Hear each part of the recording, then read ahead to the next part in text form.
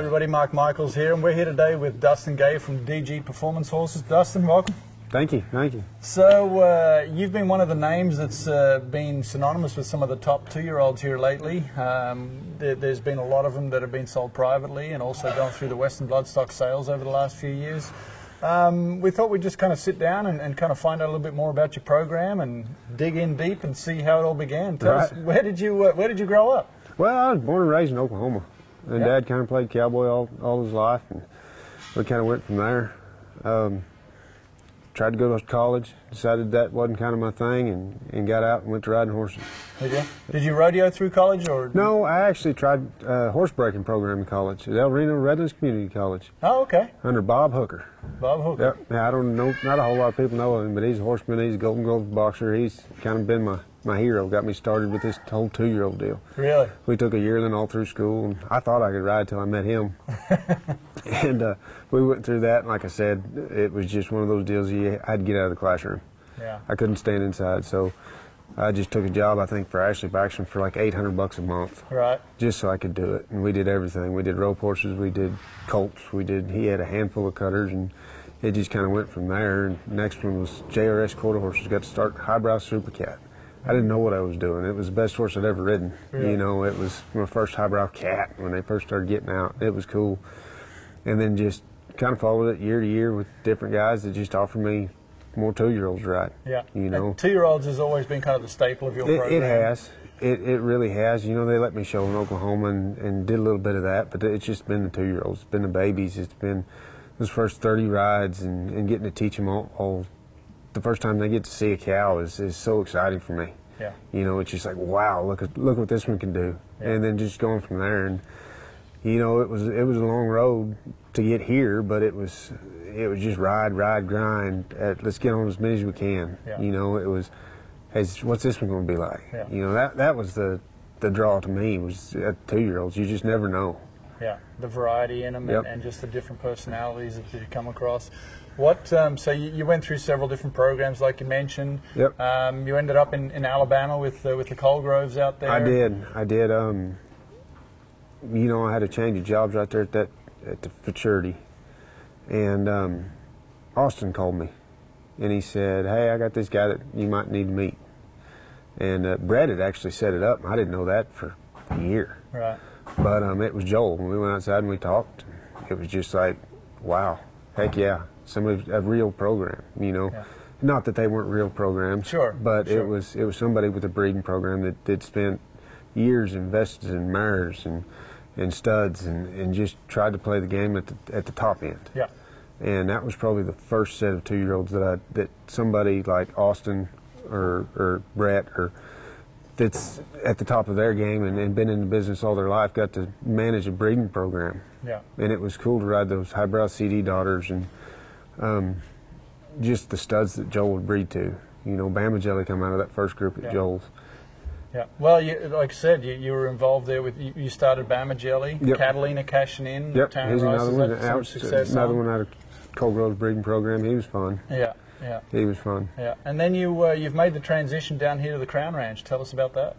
Well, I'll tell you what, it was over Christmas and Chad had called me and he just offered me something I couldn't refuse. Yeah. You know, he let me have a facility, gave me all the cows, paid for the help, said, here, you ride these and you can run your own business on the side. And then we went to the sale. That was my first sale. It was last year. Right. And we had some in there bring 185, 135, sold one for 112, and it was just like, to me, it was like, whoa, this is it. I finally made it. Yeah. You know, and since then he promoted the crap out of me. Yeah. You know, and it's just been real good. Yeah. And he's got a breeding program to stand up with the rest of them as well. Yeah, and that's something Chad's always, you know, he's got so much knowledge about the breeding side. Oh, absolutely. And putting these, you know, these crosses together that year after year come to town and do good, whether it's, you know, through his program or with somebody else on them. And who have been some of the mentors, like you mentioned, you know, one already, but who have been some of the other mentors that have really helped you kind of hone your skills with the 2-year-olds? I tell you, believe it or not, and people are going to laugh at me, but Steve Colclaser probably taught me the most. He was one of the first guys in Oklahoma that let me show that just sat here and walked away and said, try something. Yeah. You know, Taught me a lot about the business side, about keeping a horse clean, keeping it just looking good. You know, you can lose looking good as long as you're trying. Sure. I mean, but you know, it was the big stops, the just that competitive edge, you know, that he taught me. Of course, you can't dismiss Austin. Yeah. You know, come down here to work for Corey. He was one of the cowboys. I thought when I wanted to be a cowboy, he was the last cowboy in the business. You know, was what I thought at the time, and still do. Still do. But he was fun to work for. Jason Clark was one of them that taught me more of the mechanics. Just the, hey, let's teach these horses how to move. Yeah. You know. Man, I could name off 100 of them. You know what I mean? How's your program changed, going from, you know, being at home, getting these colts ready to sell privately like you did in Colegrove? You know, they were mostly marketed privately there. To now, you know, you're Chad's front man with the 2-year-olds here, and now you're bringing them to town. You've got to paint a picture, you know. And so what are you doing different between those two? How has your program evolved? You know, just letting people see them more, putting them on Facebook. I really, as far as the program goes, the way I ride them, the way I prepare them, it's the same. You know, I try to put enough pressure on them until that horse tells me to quit, and then I'm going to back up. You know, they always say take 2 steps forward, 1 step back. Well, that's horse training 101. You know, that horse is going to tell you when to stop. But like I said, it really hasn't changed how I ride them or how I prepare them, but it's more of just getting out in the public. Let's let people see what we can do. You know, just marketing, I guess. You know, and Chad's helped me with that. Chad's just, you know, because I'm a stay-at-home, grind-it-out guy. You know, if I've got 30, by God, I'm riding 30 a day. I mean, you can't skip days. You can't miss days. You can't, oh, this one's no good, because that one might sneak up on you and be your best colt, you know. But I guess to answer that question is just marketing. Just let people see them, you know. And that side of it is obviously very important, and is becoming more and more so important now with the marketing side of it. So the horse training, that's the one part of your business, but we hear you're also a fishing captain. Oh, yeah. Tell us a little bit about the things you like to do when you're not working horses. Well, fishing. I tell you what, Alabama got me into fishing. I had 3 ponds behind my house, a big old river, and we had lots to do, but it was right there, and it was just something to pass the time, and I kind of got hooked. Well, then I moved here, and of course, Chad he asked if I wanted to be the fishing boat captain for the high school team. There you go. So last year we did a little bit with Charles Russell, and this year he's got Will Bouchard up there, and we're going once a month to every lake in the country. And it's just, and he's ate up with it, and I'm kind of ate up with it, so it's kind of fun. It's something to get off the ranch, but it's been fun fishing. Well, and that keeps you fresh, I'm sure. You come back after a weekend away, and you're ready to get back to Absolutely. work. Absolutely. You ready? You've been out on that lake all weekend. We actually just went last weekend and froze our butts off. Didn't catch any fish, but it was fun. You know, it was real fun, and come back Monday morning, we're ready to go to colt work. We're working horses right back after it, you know. Well, what can people expect? Your colts going through the sale, you've got 12 of them this year. What can people expect when they buy one of your colts? Hopefully they're broke. Hopefully they're broke and tied to a cow.